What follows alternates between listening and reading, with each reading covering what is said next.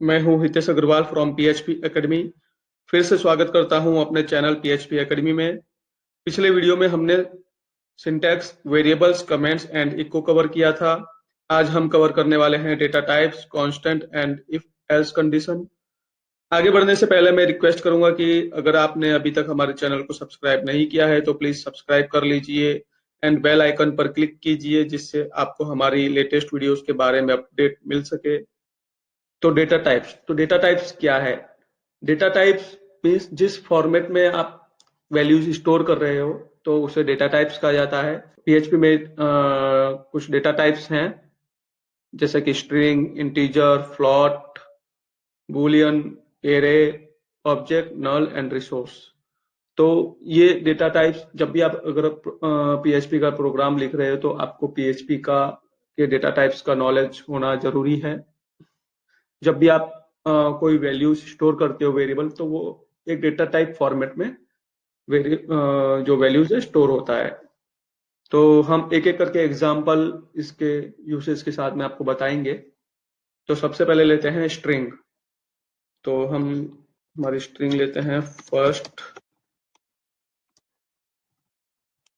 String variable, और हम इसमें डिफाइन करते हैं पीएचपी एकेडमी। हम इसका आपको इंफॉर्मेशन बताएंगे, ठीक है। हम इसको भी कर देते हैं आपके लिए। इसको रन करते हैं तो आप देख सकते हो कि मेरा जो स्ट्रिंग है वो डिस्प्ले हो गया है। String means number of character से मिला एक वर्ड, उसे स्ट्रिंग कहते हैं। तो यहाँ पे आप इसको देख सकते हो, स्ट्रिंग डेटा टाइप, और इसकी लेंथ भी आपको दिख रही है। तो ये जब भी आप कोई डेटा स्टोर करते हो, जैसे डेटाबेस में आपको नाम स्टोर करना है या वेरिएबल में आपको नाम स्टोर करना है, तो आपको जो डेटा टाइप है आपका स्ट्रिंग होना चाहिए। फिर आते हैं इंटीजर। तो इंटीजर मीन्स आप कोई भी नंबर आप सेव कर रहे हो, ठीक है। तो उसका जो डेटा टाइप है वो इंटीजर होता है। तो इंटीजर मीन्स 1 2 3, उसमें कोई भी अल्फा न्यूमेरिक अल्फाबेट्स नहीं होगा, ठीक है। तो सपोज आप एग्जांपल, आप किसी की एज सेव कर रहे हो वेरिएबल में या डेटाबेस में, तो उसका जो डेटा टाइप है वो इंटीजर होता है। तो हम एक एग्जांपल ले लेते हैं, फर्स्ट इंटीजर, ठीक है। इको फर्स्ट इंटीजर वेरडम। ये वेरडम का हम एग्जांपल आपको बताएंगे आगे कि कैसे आप क्यों यूज कर सकते हैं।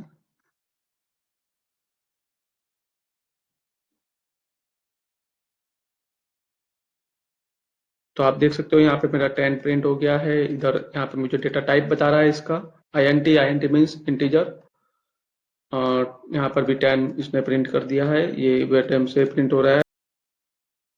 अभी हम बताएंगे फ्लोट। तो फ्लोट यानी कोई वेरिएबल, कोई वैल्यू जिसमें डेसिमल है। जैसे कि आप एग्जांपल में लेता हूं कि मनी, तो मनी में आप जैसे 10.50 है तो वो उसमें डेसिमल होता है, ठीक है। तो मैं एग्जांपल बताता हूं आपको। फर्स्ट फ्लोट 10.50 इक्को first float and pattern first float.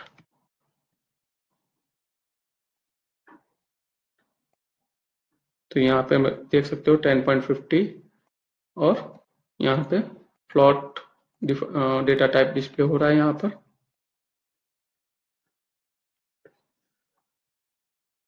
अब आते हैं एरे। तो सॉरी, अब आते हैं बुलियन। तो बुलियन मीन्स उस ट्रू और फॉल्स का एक डेटा टाइप होता है, जिसमें आपको या तो ट्रू पास करना होता है या फॉल्स पास करना होता है, ठीक है। तो इसके लिए हम बुलियन का यूज करते हैं। हम लेते हैं flag equal to true, flag sorry echo वेरडम flag and flag equal to false where dump for flag।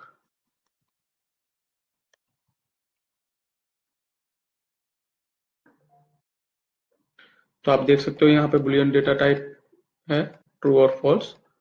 ठीक है, तो इसके एग्जांपल्स में हम आपको आगे आप कैसे इसका यूसेज कर सकते हो वो भी बताएंगे आपको डेप्थ में।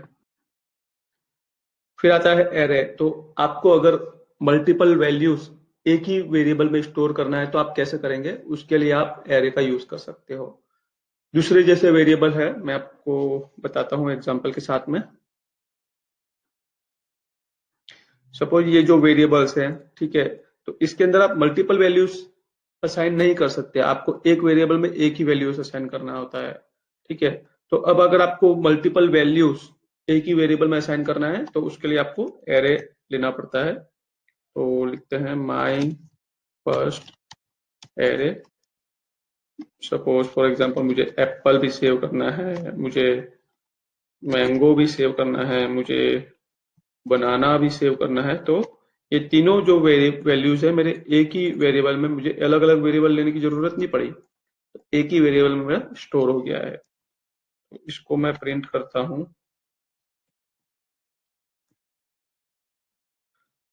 वेरिएबल एरे को प्रिंट करने के लिए इको का यूज नहीं होगा, हमें प्रिंट आर का यूज करना पड़ेगा।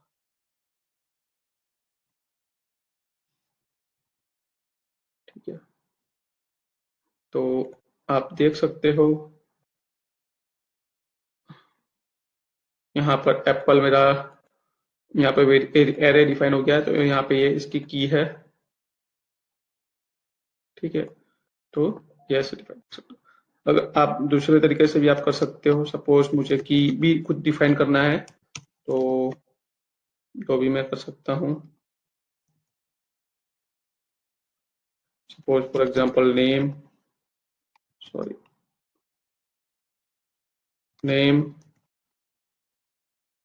इसका पॉइंटर है एरे का।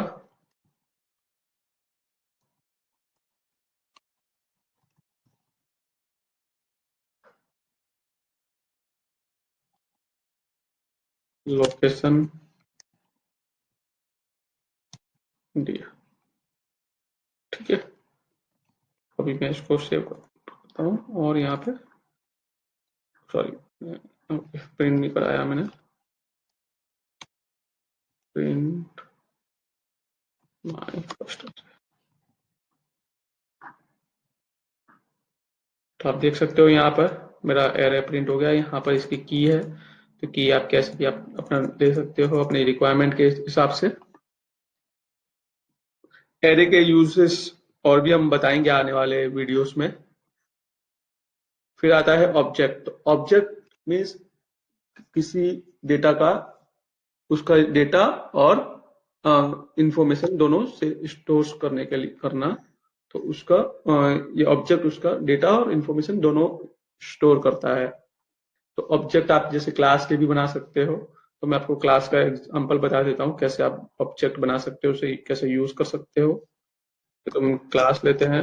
तो क्लास अगर आपको पता है तो ठीक है, नहीं पता है तो हम उप्स का एक वीडियो हम बनाएंगे जिसमें आपको उप्स के कॉन्सेप्ट हम क्लियर करवाएंगे। ठीक है,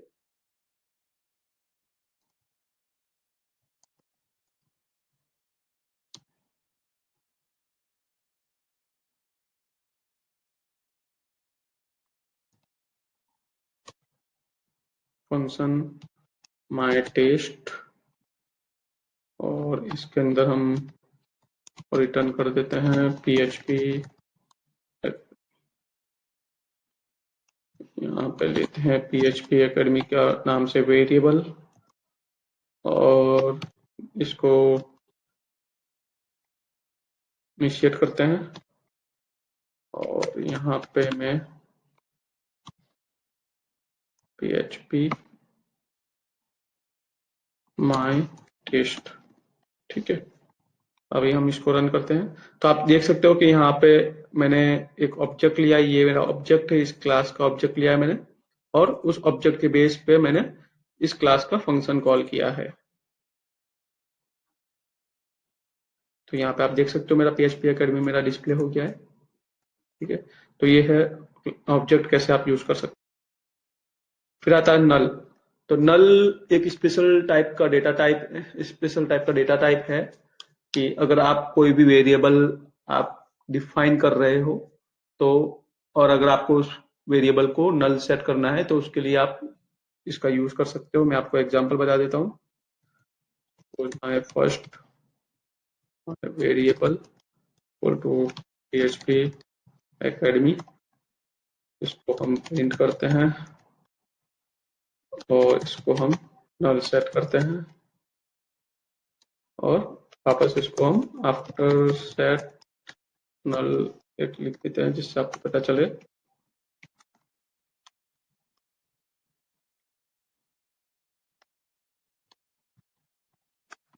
ठीक है, तो यहाँ पे मैंने एक वेरिएबल में वैल्यूज असाइन किया है, उसको इको किया है, फिर इसको मैंने नल यूज किया क्योंकि अब मेरे को इसका यूज नहीं है।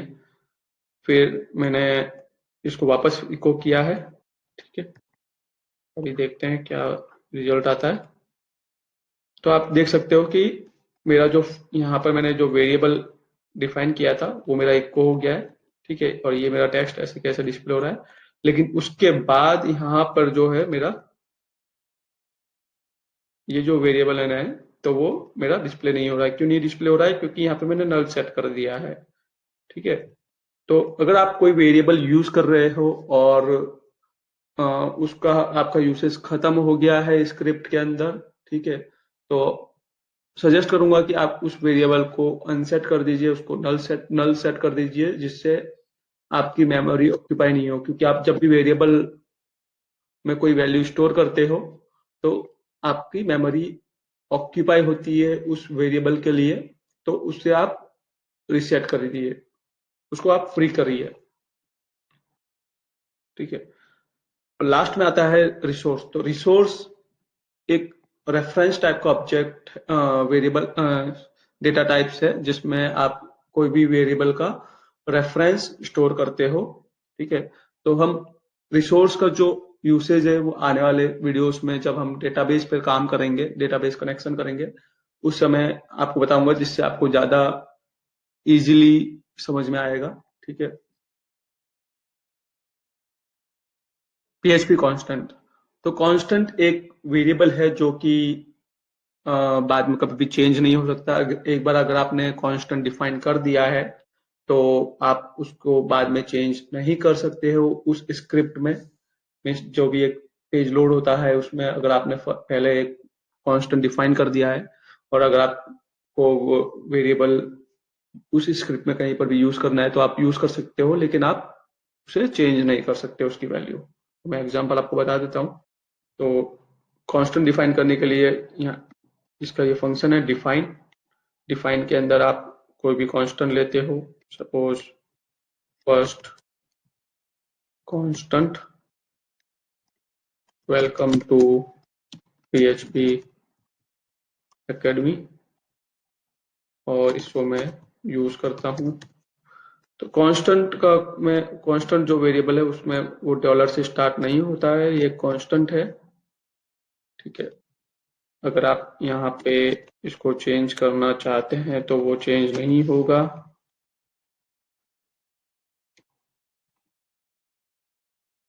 ठीक है,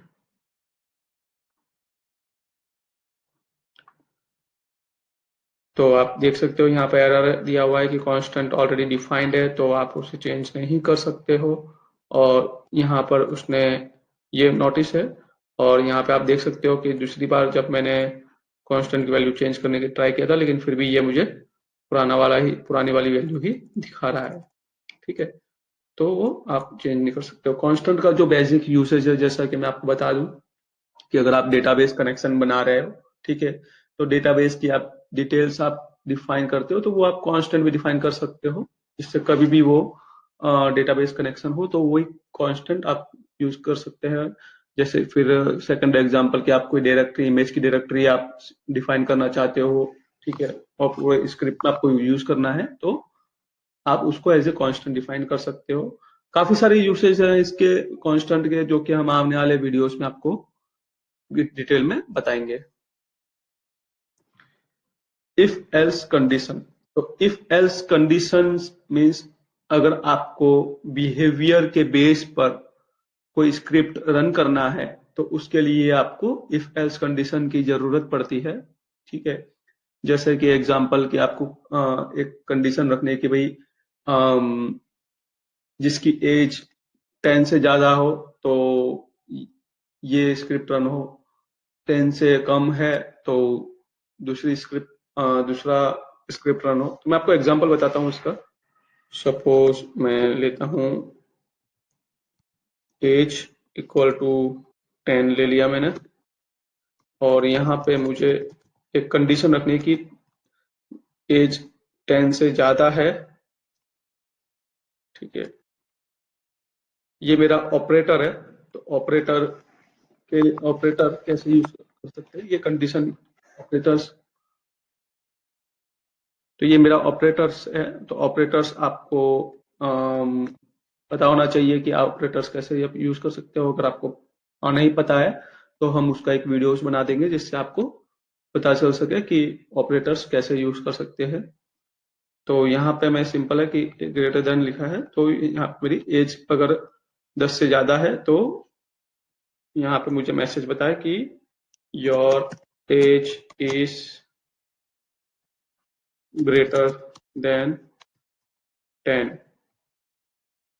ठीक है, एल्स यहाँ पे मुझे बताया your age is less than और इक्वल टू 10। ठीक है, तो अभी मैं रन करता हूँ तो यहाँ पे मुझे मैसेज दिख रहा है कि your age is less than और इक्वल टू 10।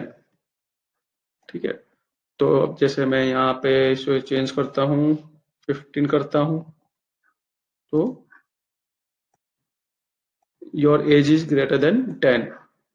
तो ये जो इफ एल्स कंडीशन है वो बिहेवियर के ऊपर वर्क कर रहा है कि मेरी एज जो है वो कंपेयर कर रहा है कि वो 10 से ज्यादा है या कम है। अगर 10 से ज्यादा है तो इस कंडीशन के अंदर मेरा स्क्रिप्ट रन करेगा, और 10 से कम है तो इस कंडीशन के अंदर स्क्रिप्ट करेगा। इसके अंदर एक और कंडीशन आप लिख सकते हो, एल्स इफ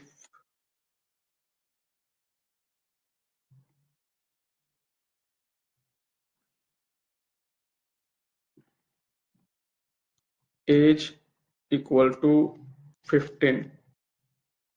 तो आपको योर एज इज 15। ठीक है, और यहाँ पे हम बता देते हैं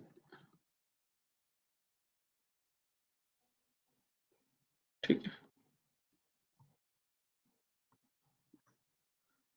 तो यहाँ पे हम कंडीशन, तो यहाँ पे क्या बता रहा है कि अगर इफ एज यानी अगर आपकी एज 10 से ज्यादा है तो ये स्क्रिप्ट रन हो, एग्जैक्ट 15 हो, 15 है तो ये, सॉरी यहाँ पे हम जिसको काम करते हैं 15 कर देते हैं, यहाँ पे भी 15 कर देते हैं, यहाँ पे भी 15 कर देते हैं। तो यहाँ पर बता रहा है कि अगर आपकी एज 15 से ज्यादा है तो ये स्क्रिप्ट रन हो, 15 है एग्जैक्ट तो ये स्क्रिप्ट रन हो, और 15 से कम है तो ये स्क्रिप्ट रन हो। तो अभी देख लेते हैं कौन सी स्क्रिप्ट रन हो रही है। तो यहाँ पे बता रहा है कि योर एज इज 15, मतलब मेरी ये स्क्रिप्ट रन हुई है। अभी इसको हम 16 करेंगे तो your age is greater than 16, 15। ठीक है, और कम करेंगे तो your age is less than 15। ठीक है, तो इस तरह से कंडीशन आप रन कर सकते हो। यानी अगर आपका कोई भी बिहेवियर है या कोई भी कंडीशन के बेस पर अगर आपको कोई स्क्रिप्ट रन करानी है, कोई कोड रन कराना है, तो उसके लिए आप इफ एल्स कंडीशन का यूज कर सकते हो। तो आशा करता हूँ आपको ये वीडियो भी पसंद आई होगी। तो प्लीज सब्सक्राइब कीजिए, लाइक कीजिए, और अपने फ्रेंड्स के साथ में भी शेयर कीजिए। और अगर आपको पीएचपी से रिलेटेड कोई भी इश्यूज है, कोई भी प्रॉब्लम्स है, तो प्लीज कमेंट बॉक्स में लिखें और हम आपके हेल्प करने में ट्राई करेंगे। Thank you, keep watching.